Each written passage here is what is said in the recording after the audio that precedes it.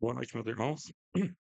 Graças a Deus por Jesus Cristo que nos reúne aqui para podermos ouvir mais um pouco sobre a sua palavra. Todos vamos agora juntos lá para Deuteronômio, no capítulo 33. Deuteronômio 33, os versos, somente os versos 6 e 7. Começando, agora de fato as bênçãos de Moisés, nós leremos as bênçãos para Rubem e para Judá. Deuteronômio, Rubem e Judá, 33, 6 e 7. Viva Rubem e não morra, e que os seus homens não sejam poucos. E isto é o que disse de Judá. Ouve ao Senhor, a voz de Judá, e introduze-o no seu povo, nas suas mãos lhe bastem, e tu lhe sejas em ajuda contra os seus inimigos. Vamos mais uma vez a Deus em oração, pedindo, suplicando para que Ele esteja conosco na exposição dessa palavra. Senhor Deus, nós estamos diante da sua Escritura, diante da sua palavra viva, fiel, que nos exorta, nos ensina. Queremos, ó Deus, aprender dela, aprender do Senhor, ó Deus, sermos edificados, honrarmos o Senhor, ó Deus, em todas as coisas concernentes à fé, a todas as coisas da vida, que estão, Deus, aqui expostas diante de nós. Por favor, ó Deus, não permita que nossos pecados, ó Deus, nossas dificuldades nos afastem do conhecimento verdadeiro, mas que juntos, ó Deus, possamos chegar ao conhecimento do Senhor, especialmente, ó Deus, guiados pelo Teu Espírito Santo, que Ele ilumine os nossos corações, para que possamos, ó Deus, aprender essas verdades, guardá-las em nossos corações e aplicá-las em nossas vidas para a Sua glória. Assim te pedimos e oramos por meio de Jesus Cristo. Amém.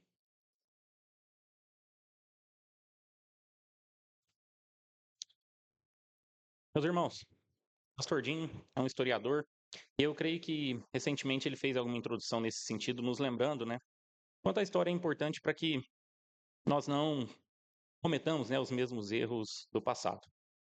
Nós estamos aqui no meio, de um texto de bênçãos, mas nós nos lembramos aí da história de um povo. Mas, na verdade, a nossa história. Nós vamos voltar hoje um pouco para Gênesis, no meio de contar essa história. Mas é significativo, que eu e o pastor tenhamos escolhido Apocalipse para falarmos na liturgia, porque essa história, de Gênesis a Apocalipse, um tanto complexa, muito cheia de coisas, é a nossa história. É a história, que fala sobre a nossa realidade, sobre o que devemos fazer, sobre como devemos adorar, e servir ao nosso Deus e glorificá-lo, especialmente, é a história da redenção. A história, de como um Messias prometido, de fato, na plenitude dos tempos veio e venceu. Essa história, nós queremos falar um pouco mais sobre ela hoje, ao longo dos próximos finais de semana, nas exposições aqui em Deuteronômio, ao abordarmos, a história dessas tribos. Hoje, nós vamos ver nessas duas tribos aqui algumas verdades.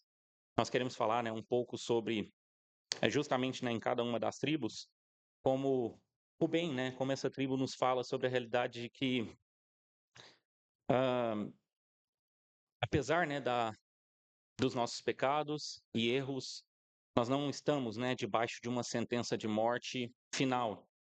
Nós podemos, voltar atrás em Cristo Jesus.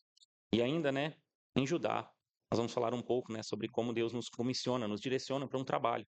Nós precisamos sim arregaçar as mangas, mas fazer isso, debaixo de oração e de confiança em Deus. Em cada uma dessas tribos, nós vemos, e principalmente, é isso que nós queremos olhar nesse sermão aqui, não num dos pontos, os 2 pontos seriam só esses primeiros, mas num ponto geral, numa conclusão do nosso sermão, como Jesus Cristo, o cumprimento, como todas essas histórias e como todas essas perspectivas e tudo isso apontam, única e exclusivamente para Ele. Bom, nós estamos aqui, como eu disse, no capítulo 33, nós já passamos pelos 5 primeiros versos, que são a introdução, a essas bênçãos de Moisés. Nós falamos um pouco no último sermão em Deuteronômio, sei que já tem um tempo, mas sobre a importância das últimas palavras, de um homem, especialmente, aqui desse herói da fé, Moisés. Nós falamos, como a morte nos faz refletir profundamente sobre quem temos sido, o que devemos, ser frente ao encerramento, dessa vida finita, que não é, o fim de todas as coisas, mas nos levará, para uma eternidade em 2 caminhos apenas. Na estrutura simples, do capítulo já mencionada, nós temos do 1 ao 5 essa introdução, do 6 até o 25, as bênçãos para cada uma das tribos, de Israel. Nós vamos começar falando um pouco sobre isso hoje e seguiremos, né, em mais alguns finais de semana, lá no verso 26 a 29, uma conclusão que eu creio que deve ser feita num sermão à parte. Nós lemos, né, somente o verso 6 e o 7, e como eu já mencionei, nós vamos falar um pouco sobre a tribo de Ruben e a tribo de Judá, e quem sabe, né, a tribo de Simeão. Vocês vão entender. Mas eis aqui a questão. Quem são essas tribos, né, que compõem esse chamado aqui, povo de Deus? Por que, né, essas bênçãos a eles? E por que nós precisamos saber dessas coisas? Uma das coisas que eu queria anunciar, né, e reforçar disso que eu já tenho falado desde o início, a Bíblia, né, não foi escrita para nós pegarmos o bonde andando em qualquer lugar. Ah, eu vi isso recentemente, né, numa exposição, isso me chamou muita atenção. A revelação, né, não começa como muitas vezes, né, nós cristãos às vezes queremos forçar em Mateus 1:1. Nós muitas vezes queremos, né, eh, simplificar as coisas, mas na verdade é empobrecê-las, nem é simplificá-las, mas é como se nós chegássemos num filme muito complexo. E veja, por complexidade eu não quero dizer algo impossível de entendermos, como se fosse uma elucubrações ou coisas, né, impossíveis à mente, mas um filme ali com certa complexidade. Nós queremos chegar nos 15 minutos finais e entender tudo que se passou por aqueles 15 minutos e saber o que está falando, quem são os personagens, o que eles fizeram ou deixaram de fazer, sendo que normalmente, né, é no começo do filme, Gênesis, né, no nosso caso aqui, que as coisas começam a ser introduzidas e apresentadas. Muitos textos, né, do Novo Testamento citam, né, certas coisas sem nem explicar. E por quê? Porque é incompleto? Não, porque você já deveria saber, porque a Bíblia é completa, mas ela toda, né, é a completa e perfeita revelação de Deus. Antigo e Novo Testamento, sem distinção, né, de importância. Antigo Testamento lançando luzes, né, Novo Testamento lançando luzes, né, ao Antigo e o Antigo Testamento sendo base, então, para o Novo Testamento. Nós deveríamos sim ler, entender e nos lembrar. Às vezes isso exige, às vezes não, isso exige sim certo esforço, certo empenho, né? Muitas coisas, né, em toda a interpretação teológica, muitas posições heréticas poderiam ser evitadas simplesmente, né, conhecendo os textos bíblicos. Se tivéssemos então, né, conhecimento da Escritura, especialmente, né, eu estou me voltando aqui um pouco para o Antigo Testamento, que é a Bíblia que o nosso Senhor Jesus lia, pregava, ensinava, dava os seus sermões. Vejam, né, o quão sério é isso e o quão tolo é uma geração que despreza, né, mais da metade daquilo que Deus revelou, né. Mas no final das contas nós acabamos desprezando, né, um todo se desprezamos essa parte. E não só os textos doutrinários, como por exemplo nós vimos em Ezequiel 36, 37, a base, né, tanto para recentemente também a base para nossa ressurreição espiritual e nossa ressurreição física, textos proféticos, né, doutrinários, mas, eh, muitos textos históricos também. Devem ser importantes, devem ser lidos, entendidos e lembrados, porque além deles estarem sempre recheados, né, na verdade, de doutrina, nenhum deles é à toa e eles exemplificam muitas vezes porções, né, da Escritura. Em Deuteronômio eu fiz questão de fazer muito isso, às vezes, né, em detrimento de alguma ilustração que seria mais cotidiana, mais atual, de um filme, de alguma coisa, a gente sempre buscava, né, ilustrações na própria Escritura. Como tal rei cumpriu essa coisa, como tal personagem bíblico agiu em conformidade ou contra este mandamento, né, que nós estamos aplicando e abordando naquele momento, né, e eu quero que vocês se lembrem dos vários sermões aí, já talvez na casa de dezenas aí, né, de sermões. Ah, e ainda, né, nós entendemos a dinâmica dos povos, das ações, dos personagens, né, na história bíblica, da ira de Deus, que é grave, né, contra os pecados. Porque, né, em certos momentos Deus se coloca, né, de modo irado, com a ira final contra certos povos, contra certas nações. Tudo isso, né, nós podemos enxergar e observar muitas vezes em outros textos bíblicos coisas terríveis, né, que certas nações fazem, ou pessoas, né. Ainda nós identificamos e entendemos, né, as alianças que guiam, né, o curso da história no mundo, tanto ali do que foi revelado na Escritura, quanto do mundo ainda hoje. Falávamos, né, de Mateus agora há pouco, e logo, né, no primeiro verso, então, do Novo Testamento, Mateus 1:1, ele abre, né, com livro da geração de Jesus Cristo, filho de Davi, filho de Abraão. Quem são esses, né? O que esses personagens fizeram? Qual o sentido de Mateus, né? abrir o seu livro, primeiro citando esses dois nomes, e depois ele segue com uma genealogia desde Adão até finalmente Jesus Cristo. Talvez nós saibamos, né, e conheçamos algumas dessas histórias. Abraão, né, e quando Deus pediu o seu filho Isaque, Davi e Golias. Mas por que que eles estão logo ali, né, no começo do Novo Testamento? São ascendentes? Sim, isso é muito importante, isso coloca eles na genealogia. Mas é claro que existem tantos outros, né, objetivos que Deus coloca, significativos, né? As alianças, né, que são feitas com esses homens, que nos fazem entender então como Jesus está naquele marco histórico, que vão apontando, né, as alianças feitas desde Adão, vão apontando para o Messias, revelam, né, vão revelando a sua obra ao longo do Antigo Testamento, contam aos homens a necessidade absoluta de um mediador. E dentro, né, dessa aliança, Jesus não poderia ser brasileiro, africano, mas ele seria dessa descendência, conforme ele veio, conforme todas as coisas que foram profetizadas a respeito dele. Já faz mais um ano, eu me lembro que algum dia nós sentamos aqui no EBD e falamos, né, que a nossa igreja precisava conhecer um pouco mais sobre as histórias bíblicas, as coisas, né, que Deus revelou. E muitas vezes nós estamos talvez acostumados a certas doutrinas e doutrinas da graça e muito importantes, como calvinistas, né, como reformados. Estamos aí entendidos, né, de certas doutrinas básicas da fé cristã e temos que estar mesmo, tá? Não criticando isso, mas como às vezes, né, o nosso conhecimento é paupérrimo, né, de histórias bíblicas, dessas alianças. Chegamos no Novo Testamento, né, completamente perdidos sobre Jesus estava andando aonde, estava falando com quem, cananeu, samaritano, o que que é isso?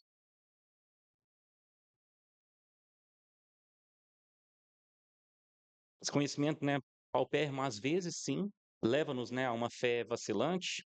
Nós não nos lembramos dos exemplos bíblicos nos momentos de dificuldade, ainda que nós insistamos, né, aqui algumas vezes. Nós viramos capachos, né, de hereges muitas vezes, quando eles colocam, né, minhoca nas nossas cabeças, ao questionarmos com coisas que nós, ixi, esse texto eu nem lembro, nem conheço, o que será que esse cara está falando? Não deve ser assim, meus irmãos. Nós ainda vamos abrir, tá? Mateus 1, para olhar mais algumas coisas, para olhar, né, alguns versos, mas antes a gente vai eh, falar um pouco antes, na verdade, na história aqui da revelação. E diante dessa introdução, eu espero, né, que apesar da dificuldade, talvez, de ouvir uma história contada, né, que vocês prestem bastante atenção, que vocês não se percam. Eu gostaria de falar um pouquinho, né, sobre a história de Israel e tentar contextualizar como que a gente chega, né, na história dessas tribos aqui. Ainda, né, aqui em Gênesis, eh, ainda, né, em Gênesis, na verdade, antes aqui de Deuteronômio, nós temos, né, uma história que é contada de um, um mundo, né, que recomeça ali a partir do dilúvio. E todas as pessoas, né, que existem hoje no mundo vêm da descendência de Noé, seus filhos Sem, Cã e Jafé. Então nós temos, né, da descendência dos semitas, ou um tal de Eber, que vem os hebreus, e finalmente, né, para encurtar a história, o Abraão. Abraão então tem um filho Isaac, Isaac, né, tem dois filhos, e um desses filhos é Jacó, também conhecido como Israel. E Israel, né, também encurtando a história, depois de muitas andanças e muitas peregrinações, chega em um momento da sua vida que ele tem, ele faz, né, inclusive é uma coisa ruim, nós condenamos, a Escritura condena. Ele tem ali duas esposas e duas concubinas, das quais, né, ele tem ali 12 filhos. Esses 12 filhos dele, com essas mulheres e concubinas, são ali, né, as 12 tribos de Israel. Bem, esse Rubem aqui, né, citado, é o primogênito, é o que nasce primeiro, então, né, daquela primeira esposa, da primeira filha de Labão, Lia. Ele é depois dele, né, vem Simeão e Levi, e por fim Judá, ainda dessa mulher. Quando começa, né, aquela situação muito esquisita naquela família, aonde Raquel sem filhos, dá uma serva, né, para ser concubina. Essa serva tem dois filhos, depois Lia, então, fica meio assim, porque ela não está tendo os filhos mais, dá outra serva para Jacó, ela tem mais dois filhos, e por fim, Rebeca, ó, é, Raquel tem então, né, outros dois filhos que formam, né, essas 12 tribos. Os dois filhos de Raquel são aí o José e Benjamim. Essa é a origem, né, bem resumida aí das 12 tribos de Israel. Essas 12 tribos, né, se lembrem, no final de Gênesis nós temos a história de José. Essa sim muito famosa, acho que você deve se lembrar, aonde, né, José é ali, né, entregue pelos seus irmãos para o Egito como escravo. Judá encabeça aquela situação, inclusive, para lembrar aqui de um parênteses que tem a calhar, né, na nossa história. Mas José vai para o Egito, fica perdido, mas passa-se toda aquela história de José no Egito, aonde também, encurtando a história, ele vira, né, um governador ali no Egito e consegue, né, salvar a sua família ali da ruína, né, da fome, salvo ali porque Deus mesmo, né, fez aquilo, transformou aquele mal na vida de José em bem. E esses patriarcas ali, né, então esses 12 homens vão para o Egito, junto, né, com as suas famílias. Ali eles têm filhos, ali eles morrem, ali segue-se, né, a continuação daquele povo. E 400 anos depois da história, né, de José ali no Egito, já, né, tendo aqueles homens, aqueles 12 homens morridos também, né, Jacó ou Israel, o povo então está ali no Egito escravizado e é o começo de Êxodo. Moisés, né, conduz ali as coisas, né, no Êxodo, nós já falamos muito sobre isso. São esses mesmos homens, né, que vão marchar ali para tomar a terra de Canaã, não sem o desvio, né, de 40 anos mencionado na nossa história, relembrado por Moisés ali em Números no capítulo 32. Mas eles então tomam, né, o território de Canaã e formam a nação de Israel. Depois do tempo de juízes, muitas histórias também, nós chegamos a Samuel e começa a monarquia. A monarquia, né, com Saul, mas a monarquia já estava prevista, né, que viria para os descendentes de Judá e não para os descendentes, né, de Benjamim, como era Saul. E então nós temos o início, né, da monarquia judaica com Davi, o grande rei, né? Mas logo no tempo do seu neto, o reino é dividido e o reino, né, partido em dois reinos. Israel, né, que toma o nome ao norte, encabeçado por Efraim, e aí nós vemos, né, um pouco aí dessa proeminência de Efraim, e ao sul, né, Judá, e passa, né, o reino do sul a ser chamado de Judá. O reino do norte é levado a terríveis práticas de adoração por um tal de Jeroboão, que foi o seu primeiro rei, e eles seguem, né, nisso, e pior que isso depois, e levam eles a um cativeiro terrível. Essas tribos são quase extintas e Ruben estava no meio delas. São quase extintas, né, miscigenadas a outros povos.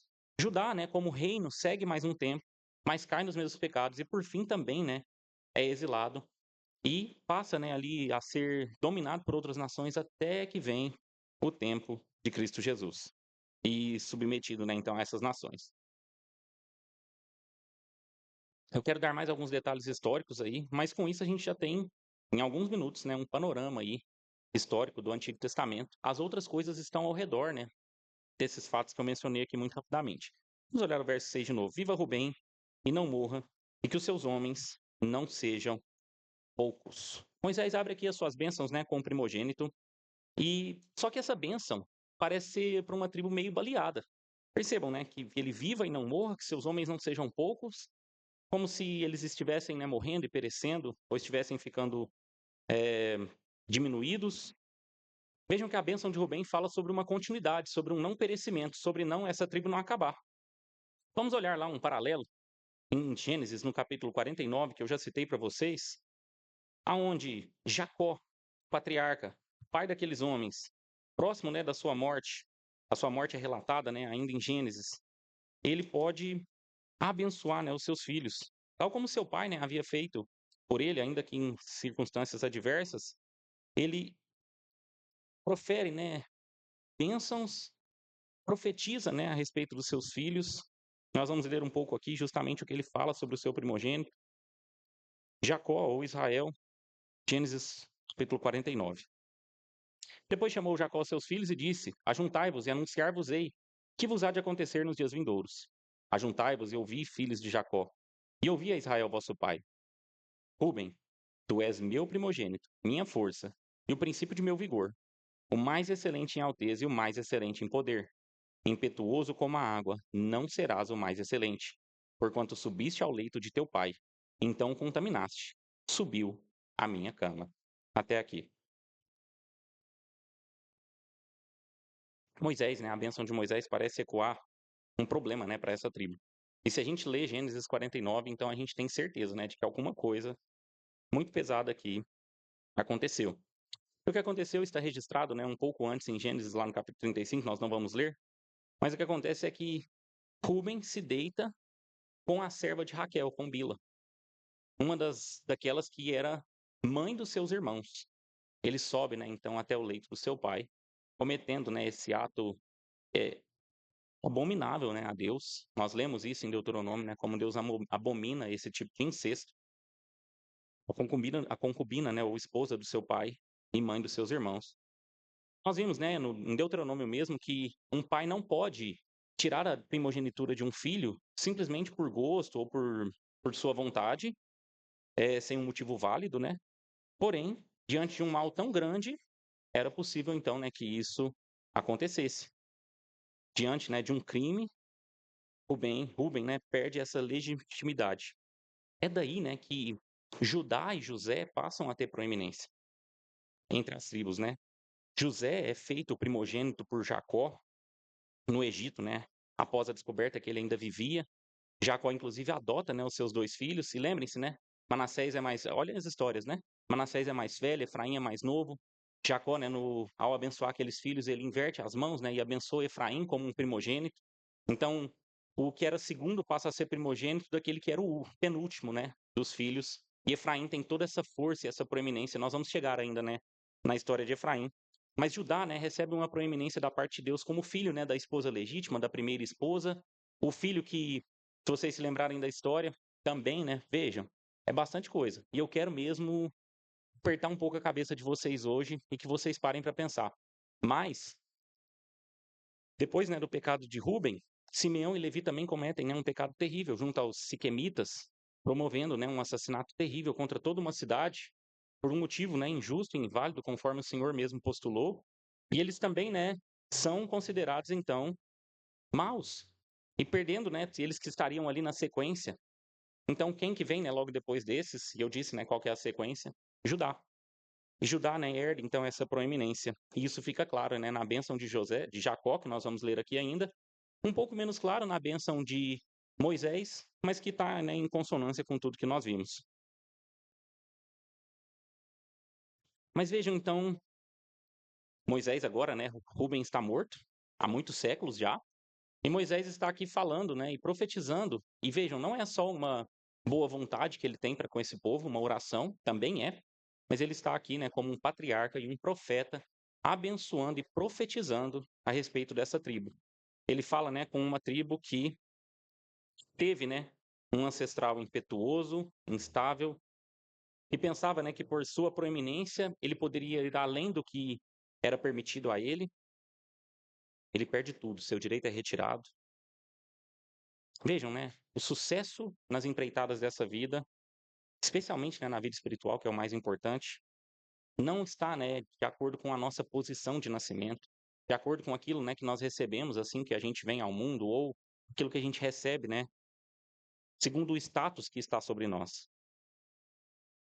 Nós não podemos, né, ter ou não teremos nenhuma vantagem nas vantagens naturais, a não ser, né, que elas sejam acompanhadas de santas ações. Vejam, né, o que esse homem perde. Ele era impetuoso, ele era instável. É claro que o ímpeto pode ser uma característica, sim, né, mais masculina, e talvez ela é importante em muitos momentos, né, para o homem, mas muitas vezes ela é exagerada. Lembre-se, né, de Pedro. Muitas vezes, né, quando ele no seu ímpeto ali dizia coisas, né, que estavam fora do que era a vontade de Deus. O ímpeto do homem, né, que pode trazer uma certa força, uma garra, a possibilidade, né, de ir além, de fazer o que é necessário. Ele precisa, né, estar sujeito, completamente sujeito e submetido à Escritura. Depois, né, da gente ver essas situações em Gênesis, então nós pensamos na descendência de Rubem. De fato, né, os descendentes de Rubem não cessam esse pecado de Rubem completamente.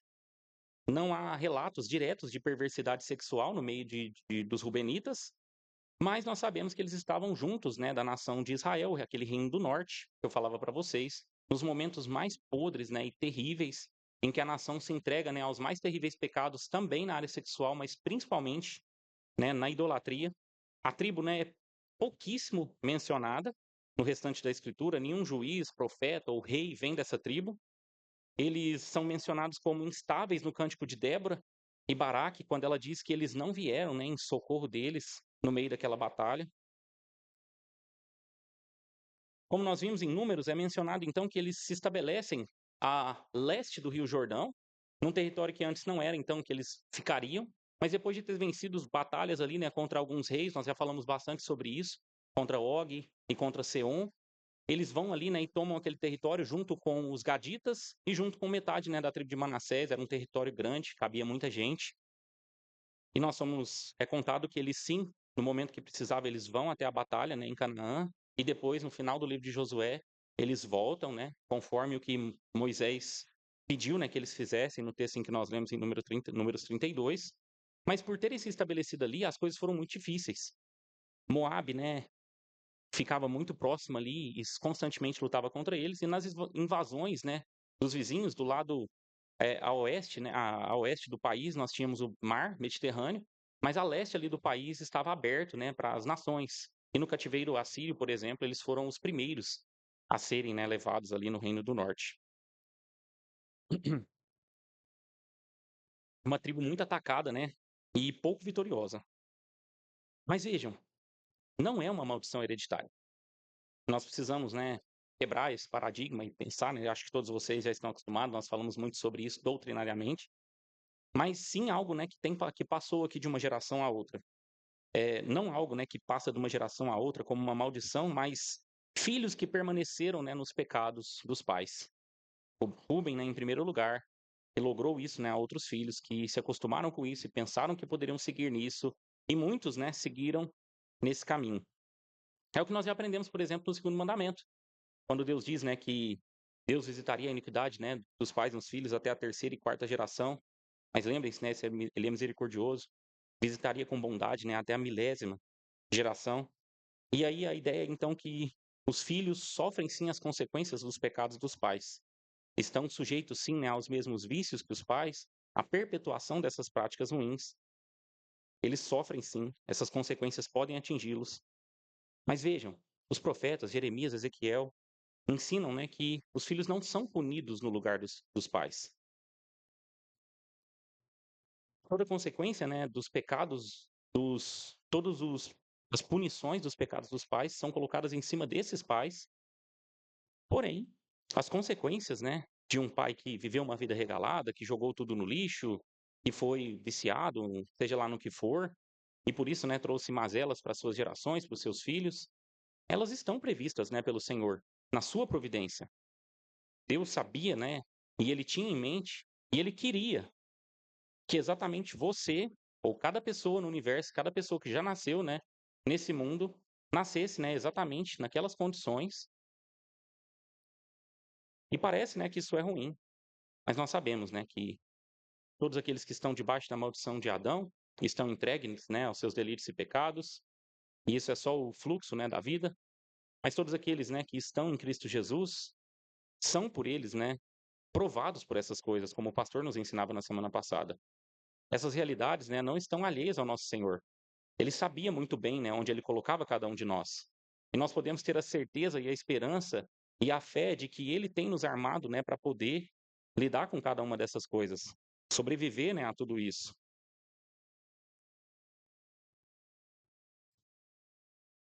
Famílias pobres, ricas, antepassados esbanjadores, criminosos, com marcas, tentações, né, que nós passamos, mas para que então sejamos provados e possamos vencer. E os filhos, né, que não ficam nos pecados dos pais, não são punidos. Só são punidos aqueles que ficam nesses pecados, punidos por causa dos seus pecados. Mas então como parar os pecados dos pais? Vamos armar um culto, né, de quebra de maldição, fazer aqui, né, um negócio, passar no sal, não sei o quê, não sei quais são as mendigas que o povo faz hoje em dia. Não. Como, né, parar essas consequências dos pecados? Parar de pecar. Olhar, né, para que então pensar seriamente sobre o que as nossas gerações passadas fizeram, os pecados, né, que nossos pais podem ter, né, deixado para nós. E talvez, né, o pensamento tenha que ser um pouco mais sério em relação a isso, e então abandonar aquelas práticas, deixar isso de lado. E então, né, nós chegamos à bênção de Moisés. Uma bênção de continuidade, para que a tribo, né, não seja extinta. Mesmo em meio, né, à impiedade, mesmo em meio a uma sociedade podre, que deve ruir, né, sob o peso da ira de Deus, devamos permanecer na verdade. E se permanecermos na verdade, então viveremos e não seremos extintos. Por causa, né, da impiedade de Rubem e dos seus descendentes que seguiam nas suas práticas, e assim acontece, né, conosco e nas nossas gerações, a sentença de morte, o encerramento, o fim da tribo, o fim da geração estava às portas. Mas isso não precisava ser o fim. Isso não precisa ser a história, né, que nós vamos escrever. Nós podemos, né, escrever uma história diferente. Uma história, né, que não é como a história dos nossos pais, com seus erros, dos nossos antepassados, dos brasileiros, né, que viveram até aqui, com seus inúmeros, né, pecados em idolatria, em feitiçarias, em práticas, né, sexuais impuras. Mesmo, né, com uma marca, Moisés vai aqui colocando para nós que mesmo com uma marca de vergonha, talvez até no nosso passado, nós podemos e devemos buscar uma restauração em Deus. Então há algo que nós devemos fazer em relação às pessoas, né, que têm talvez esse passado vergonhoso. Talvez algum rubenita no nosso meio. Mesmo aqui, né, na nossa igreja. Lembrem-se, né, de Paulo lá em 1 Coríntios, no capítulo 5, quando um homem, né, é citado na escritura de um modo muito pesado que ele deveria ser tirado da igreja. Por quê? Porque ele subiu, né, ao leito do seu pai e dormiu, né, com a sua madrasta. Nós não sabemos se é o mesmo personagem, mas em 2 Coríntios 5, né, em 2 Coríntios, em outro capítulo, Paulo fala, né, que justamente um homem, né, deveria ser restaurado, porque ele já mostrou que ele tinha se arrependido. Eis a questão. Talvez, né, exista uma marca muito vergonhosa, né, sobre as nossas vidas. Um passado terrível. Mas nós somos ensinados, né, que o nosso Senhor perdoa, joga isso, né, do lago do esquecimento, e assim também nós devemos perdoar. Nós não ficamos, né, jogando na cara, né, da pessoa o tempo todo. Seu Rubenita, olha o que você fez. Nós olhamos, né, para o irmão, então, com compaixão, deixamos de lado, né, aquele pecado, se, lembrem-se bem, né, como nós fomos ensinados, se de fato ele se arrependeu, e então nós perdoamos tal como Deus perdoa, como nós aprendemos, né, ao longo de todo o curso. E então nós temos, né, a bênção da continuidade da vida. No caso eclesiástico, né, da continuidade dessa pessoa na igreja, participando e vivendo, né, no meio do povo, participando, né, da mesa do Senhor Jesus Cristo. E como é glorioso, né, quando alguns irmãos que estavam impedidos disso voltam, né, a essa vida, a participar da vida em Cristo Jesus. A bênção é de continuidade da vida. Os inimigos da igreja querem a destruição dela. O mundo, né, vem com esse sistema maldoso, satânico. Eles querem, né, reduzir, querem diminuir, querem matar. O bem estava ali, né, no meio do povo quando Faraó, né, dos tempos ali de Moisés, pretendeu destruir toda a nação, né, de Israel. O que Faraó queria, né? Olha, bota esse povo para trabalhar até eles se cansarem ao máximo, para que eles não pensem em outra coisa e não façam outra coisa. E quando nem esse plano dá certo, matem essas crianças para que esse povo não viva, para que as gerações deles sejam encerradas, para que elas acabem. Mas a palavra de Deus é sempre viva, não morram. E esse vivam, né, para que Rubem viva e não morra, é um hebraísmo aqui, né, uma forma de falar de modo mais forte, né, sobre isso. Como é quase que uma repetição, né, mas é uma forma de dar uma ênfase. Proposta do mundo, né, para a igreja, proposta do mundo para todas as pessoas, né, ainda hoje é uma proposta, né, de Faraó. Homens e mulheres, trabalhem, né, até o fim, de um modo, né, extenuante para que vocês não tenham mais tempo em nada e pensem somente em dinheiro, no que você vai ganhar, no que você vai ter, no que você vai obter. Prosperidade é mais importante do que filhos e gerações. Mulher, você precisa estudar, você não pode ficar aí à mercê de homem nenhum. Se forme, faça um doutorado, depois faça um concurso e se case lá pelos 40 anos e não tenha filhos. Homem, não se case tão cedo, e nós ouvimos isso muitas vezes até na igreja, né? Não, vai aproveitar a vida. Filhos, né, são uma despesa, um problema, não os tenha. Acabe, né, com as gerações. Não produza, né, pessoas, então, que possam ser um diferencial no mundo e que possam ser como José, como Davi. Não produza esses homens honrados, porque isso vai ser uma dificuldade para você e vai te custar muito caro. Não sei qual que é a conta lá, quantos milhares você vai gastar até seu filho se formar, mas é bem alta a conta, então não faça essa conta. E se por algum motivo, né, você tiver algum escape, encerre essa vida ainda no ventre, né, da mãe. E vamos postular leis aí que permitam com que isso seja feito, né, de modo prático, simples, rápido, deixando, né, as consciências tranquilas. Essa é a proposta do mundo, né, para a igreja. Essa é a proposta, né, do mundo que quer tornar, né, uma igreja submissa, que se dobra, né, a esse mundo corrupto e mau. E quantas vezes, né, essas coisas têm entrado na igreja, talvez o aborto ainda seja, né, num nível significativo rejeitado, mas e a masculinidade e a feminilidade discutidas, né, nesse modo profundo? E essa ideia, né, de família? Será que a gente muitas vezes não tem comprado, né, esses discursos do mundo? Mas nós sabemos, né, que Deus preserva um remanescente. No tempo, né, da divisão do reino que eu citava para vocês agora há pouco, o texto bíblico, né, não exatamente lá no texto, mas nos revela que muitos da tribo do norte migraram para o sul, né, para Judá, quando descobriram que Jeroboão faria aquilo, para que eles pudessem ter acesso ao templo, que era a única maneira, né, de adorar a Deus verdadeiramente. Nós sabemos que muitos rubenitas, não citados por nome, que pesava, né, algo sobre aquela tribo, mas eles vão sim, né, para o reino do sul. Eles voltam, né, a uma adoração que não era maculada. A tribo volta a ser citada em Ezequiel quando Deus profetiza a respeito do fim de todas as coisas, e que não só, né, as outras tribos, mas também Ruben estaria, né, no meio daqueles que seriam exaltados de novo mais uma vez. Finalmente, né, em Apocalipse, e a gente tem falado muito de Apocalipse, lá entre os 144 mil citados, lá está, né, a tribo de Ruben. 144 mil diante de Apocalipse, para explicar muito rapidamente, são o remanescente espiritual de Israel, que não havia, né, se dobrado ao Império Romano, que não se dobrou ao Império Romano no primeiro século, que não foram marcados, né, com aquela marca da besta, mas eram selados, né, no Espírito de Cristo Jesus, o selo do Cordeiro. Haviam, né, descendentes de Ruben naquela época, uma descendência étnica, sim, mas principalmente, né, que passaram a fazer parte da Igreja de Cristo Jesus e da descendência, né, do Israel espiritual, o Israel de Deus, que é, né, toda a Igreja de Cristo, depois, né, da sua morte e ascensão. Aqueles, né, que foram lavados no sangue do Cordeiro. Talvez, né, nós tenhamos aí muitos rubenitas, né, convertidos a Cristo ainda nos nossos tempos. Daqui para frente, né, então, quando você lê sobre Ruben na Escritura, não se limitem, né, só a isso que eu expus aqui hoje. Há muito, né, o que aprender em cada um desses textos em que essa tribo é citada. Mas pensem, né, talvez no mínimo nisso. Se é um momento, né, em que a tribo está perpetuando os pecados, né, do seu ancestral, ou, né, se é um momento de apropriar-se, né, e que a tribo está se apropriando, né, da bênção de não morrer, mas de viver. E quem sabe, né, nós tragamos isso para as nossas vidas. Eu sei que nós estamos, né, com um tempo um pouco apertado.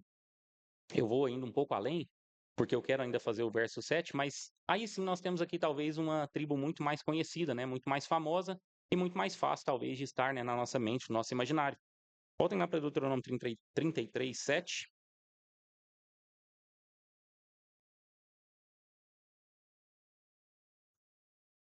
E isto é o que disse de Judá. Ouve, ao Senhor, a voz de Judá, e introduze-o no seu povo. As suas mãos lhe bastem, e tu lhe seja em ajuda contra os seus inimigos. Vejam, a bênção de Judá é vitórias militares e liderança, que ele não pereça. Mais uma informação, nos tempos de Moisés, né, ali no arraial, né, do povo de Israel, a tribo de Judá ela ia à frente do exército na batalha. Havia uma organização, né, em volta do tabernáculo, a tribo de Levi era a que ficava perto, eles cuidavam, né, do tabernáculo, as outras tribos se postavam, se colocavam ao redor, mas quando ia ter a marcha, Judá era que se colocava, né, na frente de todas as tribos e ia adiante. Com certeza, né, numa posição de mais dificuldade, numa posição de batalha, né, que poderia trazer problemas. Moisés, né, não dá menos proeminência aqui a Judá do que Jacó. Vamos ler, né? Podem ir voltando lá para Gênesis 49, mas nós vemos, né, que justamente a bênção de Moisés está de acordo com Gênesis 49. Vamos ler Gênesis 49 lá, a parte de Judá?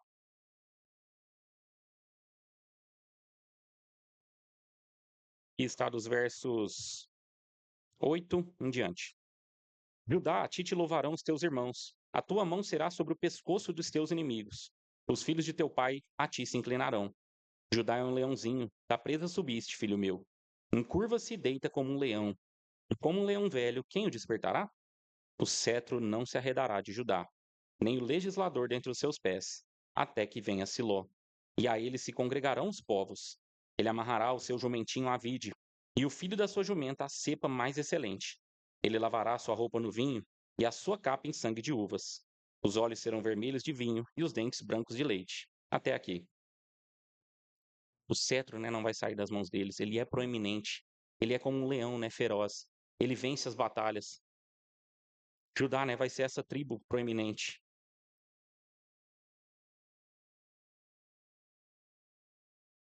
Retomando um pouco, né, da história de Judá. Judá, então, né, era o próximo filho, depois da situação de Rúben e de Simeão e de Levi.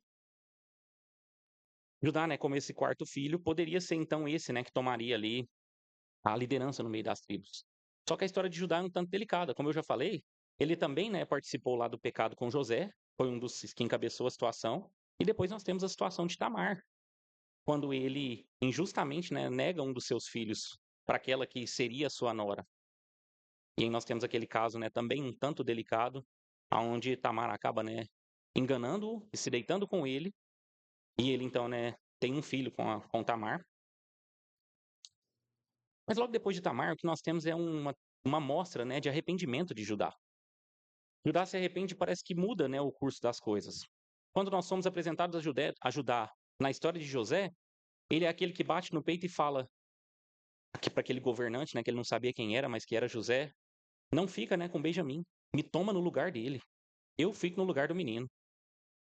Porque se o meu pai, que já perdeu um filho, perder outro agora, dos amados ali, ele vai morrer.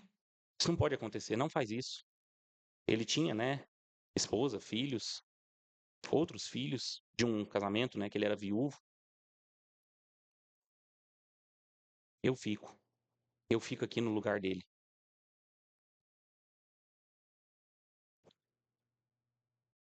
Inclusive, né, igual eu falava, então, Deuteronômio 33 aponta justamente para essa verdade de um Judá, então, que muda, né, de caminho, muda o foco, se arrepende, parece tomar, né, uma postura diferente na sua vida.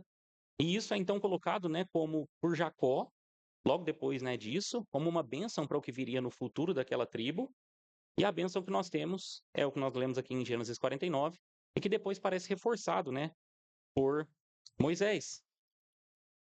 Moisés aqui fala então, né, sobre uma tribo, vejam, né, como é o texto. Ouve, Senhor, a voz de Judá, introduze-o no meio do seu povo, que tu lhe sejas, né, em ajuda contra os seus inimigos. Vamos olhar um texto rapidamente lá em 2 Crônicas, no capítulo 13.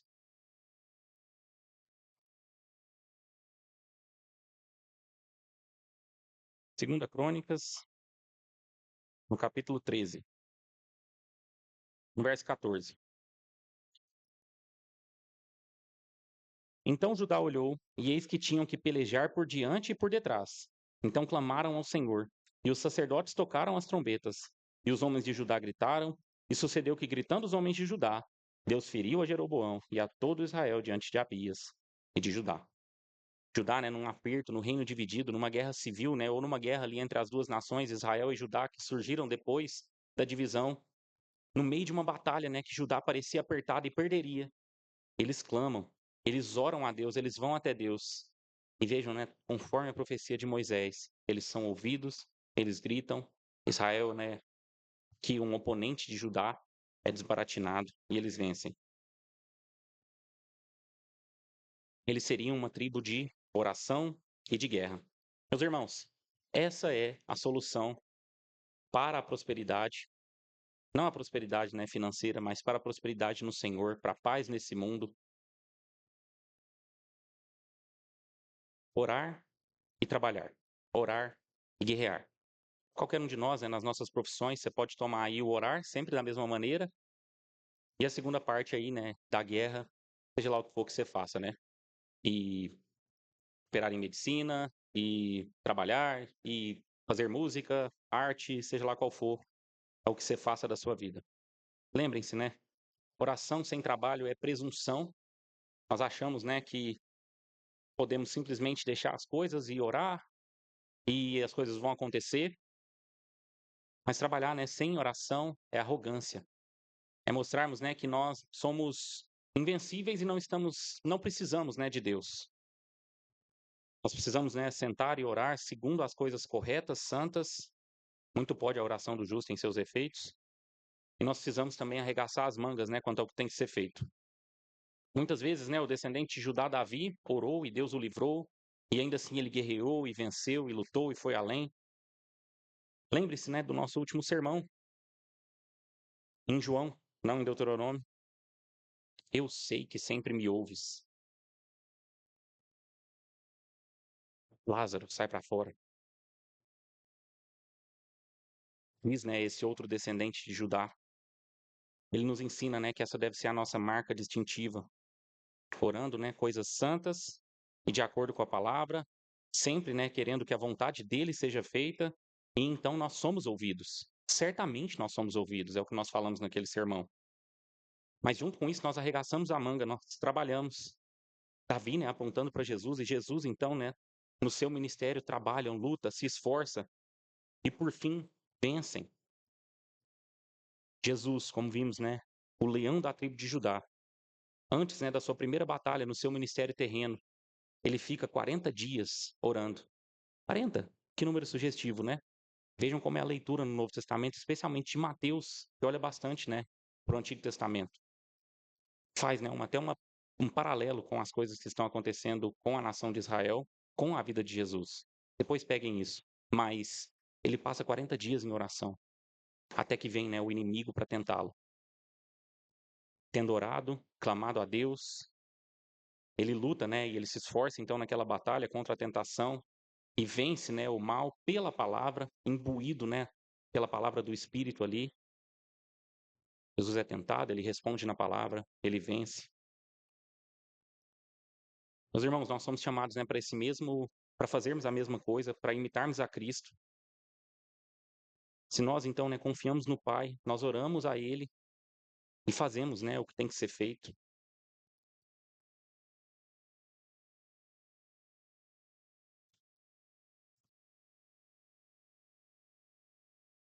Judá, né, teve proeminência em meio, né, às nações, todas as vezes, né, em que eles continuaram seguindo a palavra de Deus.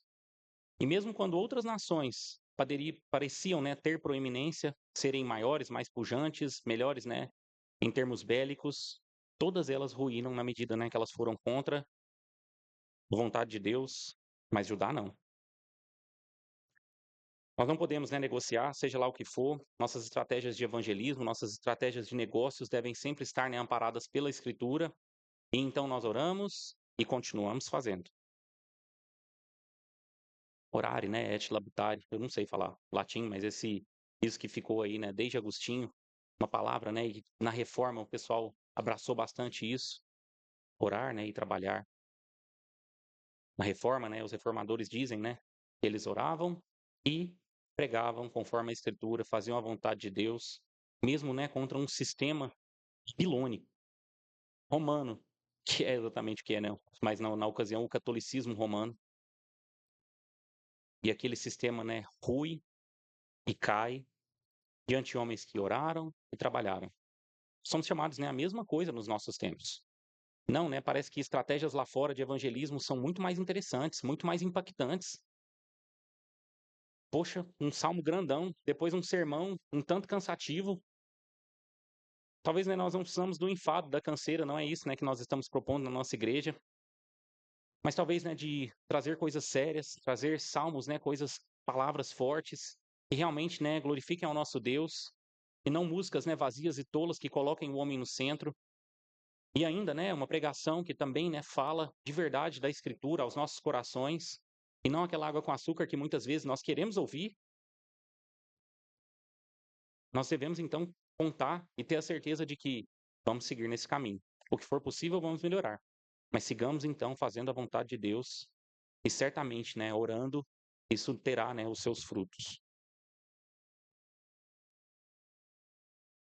Meus irmãos, vamos a Mateus 1, muito brevemente.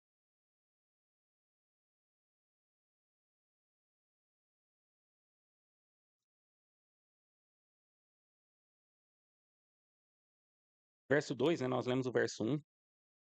Mateus 1, 2. Abraão gerou Isaac, Isaac gerou Jacó, Jacó gerou a Judá e aos seus irmãos.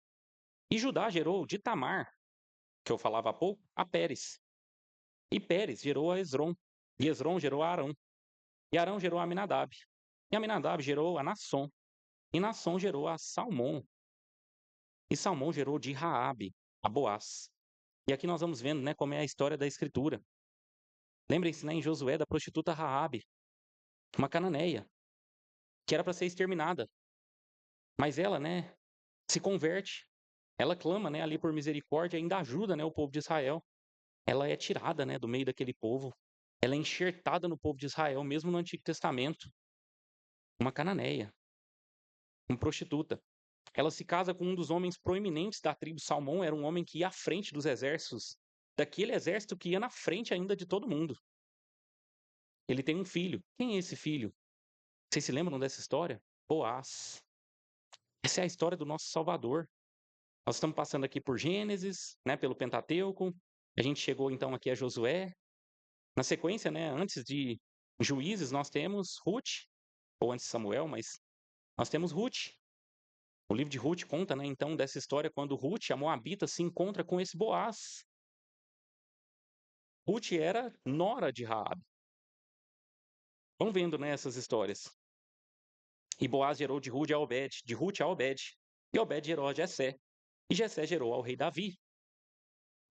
A tataravó de Davi era Raabe, a bisavó era Ruth. E nós temos aqui, né, a história do nosso Salvador, contada, né, no começo da Escritura. Vejam que a história, desde Gênesis 3,15, ou desde o início, sempre apontou, né, para ele. E todas essas histórias não estão ali à toa ou sem motivo, jogadas. Não são histórias, né, para que a gente ache bonito, uma bela história de amor de Ruth e Boaz, pode ser também. Mas ela vai mais longe, né, e mais profundamente do que isso. Na história, né, de Davi, aquele que recebe, né, a aliança davídica, e mais, de modo mais impressionante, né, do nosso Salvador.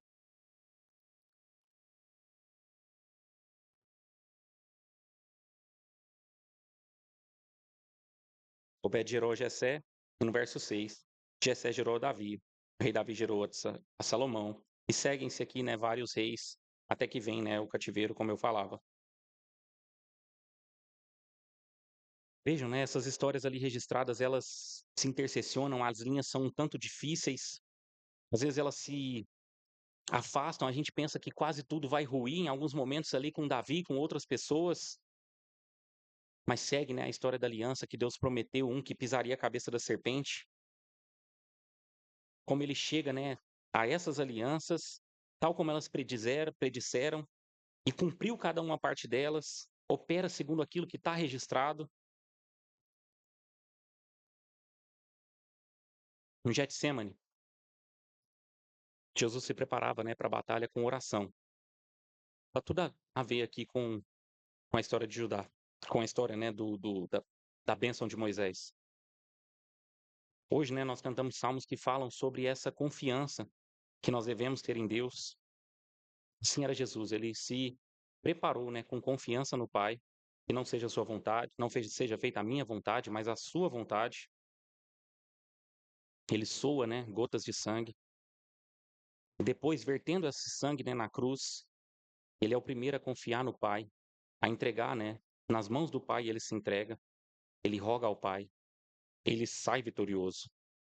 O leão da tribo de Judá, a raiz de Davi, é dessas coisas, né, que Apocalipse 5 está falando e que você tem que ter em mente.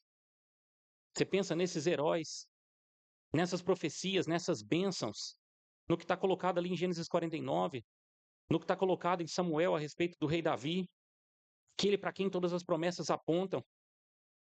Ele que confiou até o fim e não foi derrotado, mas venceu. E por isso ele pode abrir o livro. O livro, né, que o pastor falava agora há pouco em Apocalipse, é um livro das maldições. A sequência do capítulo 6 traz o juízo, o peso.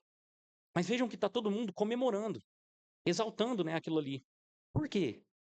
A realidade, né, então, quando ele vem com o seu juízo contra esse mundo mal, contra Satanás e seus anjos, quando ele vence a morte e traz juízo, né, contra esses, ele liberta os seus. É por isso que todos estão louvando a Cristo. É por isso que estão todos maravilhados, porque ele abriu o livro, porque ele é digno, e digno é o Cordeiro de abrir aquele livro. Essa, né, a máxima glória apontada para ele.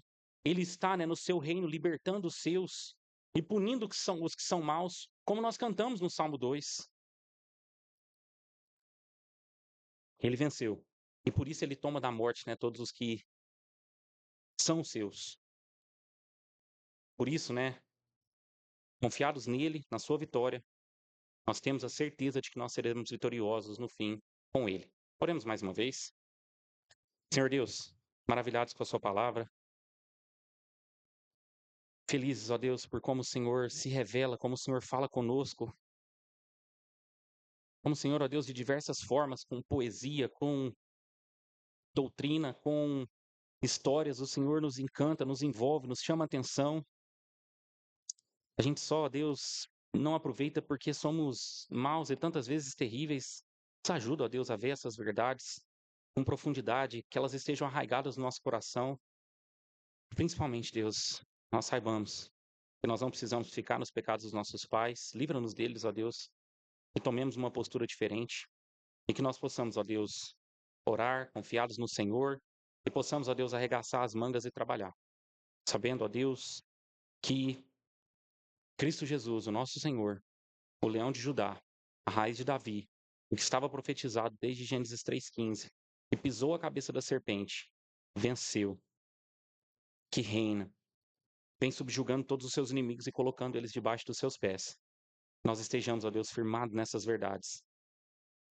E maravilhados, ó Deus, no Senhor e confiados do Senhor. Nós sigamos, Deus, adiante. Rumo, ó Deus, a vitória. Não a vitória, Deus, que o mundo propõe, mas a vitória, Deus, maior de todas, no Senhor. Por favor, nos ajuda. É o que te pedimos e oramos por meio de Cristo Jesus. Amém.